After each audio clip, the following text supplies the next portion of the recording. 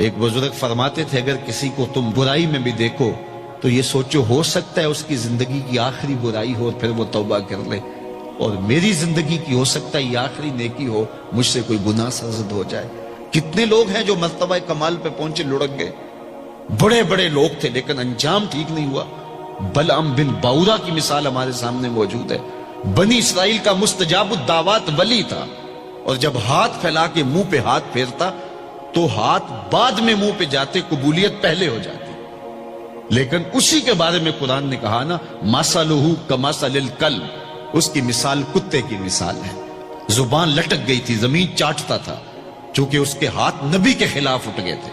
اس نے سمجھا تھا میں مستجاب الدعوات ہو گیا ہوں، اب جو چاہوں جس کے بارے چاہوں بد دعا کر دوں، لیکن بد دعا اپنے حق میں نکل گئی، زبان لٹک گئی۔ اس لیے میاں صاحب بولے پڑھنے اتے مان کرینا نہ آکھی میں پڑھیا، او جبار کہار صداوے متا روڑ دیوے دودھ کڑیا۔ تو اس لیے ہر وقت ڈرتے رہو۔ ابھی ملیکہ کہتے ہیں میں نے 30 اصحاب رسول سے ملاقات کی ہے، 30 اصحاب رسول سے، تو میں نے ہر شخص کو فکر مند پایا ہے، وہ کہتے تھے ہمارا انجام ٹھیک ہو جائے، انجام ٹھیک ہو جائے۔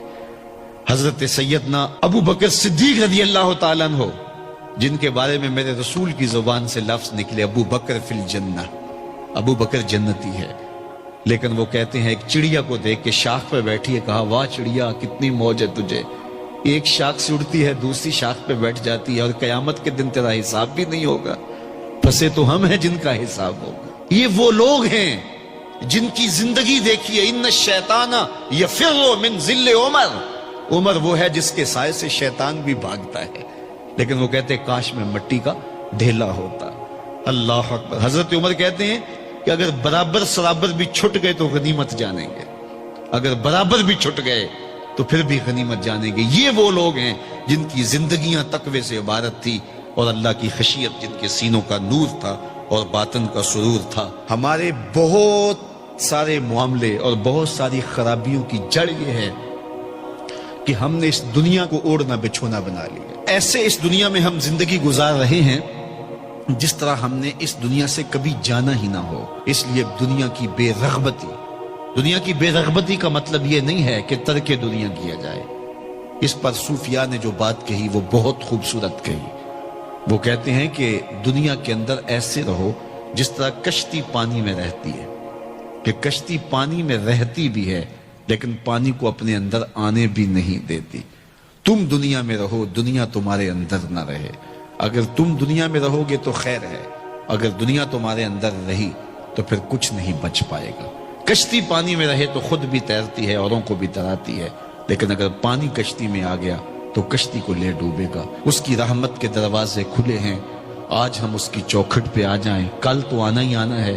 پھر جو کفن میں منہ چھپا چھپا کے آتے پھریں گے، کیا اچھا ہو کہ خود کھلے منہ سے اس کی رحمت کے دروازوں پہ آ جائیں۔ اس کی رحمتیں آواز دے رہی ہیں، یا ایھا الانسان، او بھاگنے والے انسان، او نسیان کے پتلے، او بھولے ہوئے، او بھٹکے ہوئے، راستہ چھوڑ کے جانے والے، مالک کی رحمت کی آغوش کو ترک کر دینے والے، آجا پلٹ کے، ما غرک بربک الکریم، آجا تیرا رب بڑا ہی کریم ہے۔ قبل اس سے وہ ماننے سے انکار کر دے، توبہ کا دروازہ بند ہو جائے، سورج مغرب سے طلوع ہو جائے، پھر بندہ ہاتھ کاٹے۔ کسی نے چیخ چیخ کے مجھے کہا تھا، کوئی رو رو کے ترلے منتیں کر کے مجھے کہتا تھا، میں اس کی بات کو نہ سنا، کاش کہ اس کی پکار کو سن لیا ہوتا، اس کی آواز پہ لبیک کہہ دیا ہوتا، اور میں اس کے ساتھ چل پڑتا، اور وہ مجھے انگلی تھام کر محمد عربی کی چوکھٹ پہ پہنچا دیتا، تو آج یہ رسوائیاں میرا مقدر نہ ہوتی۔